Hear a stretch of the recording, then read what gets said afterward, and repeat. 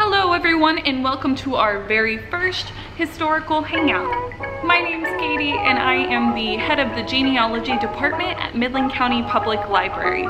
Every month we're gonna have some time on Facebook and YouTube to hang out and make a historically related craft. So today I'm gonna show you how to make one of these.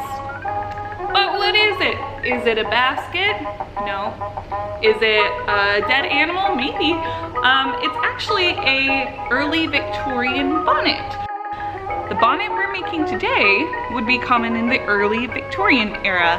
I tend to think of this as the Civil War era, just because fashion in Victorian era evolved so much. It conjures images of bustles and tiny hats, but that's more in the late Victorian era.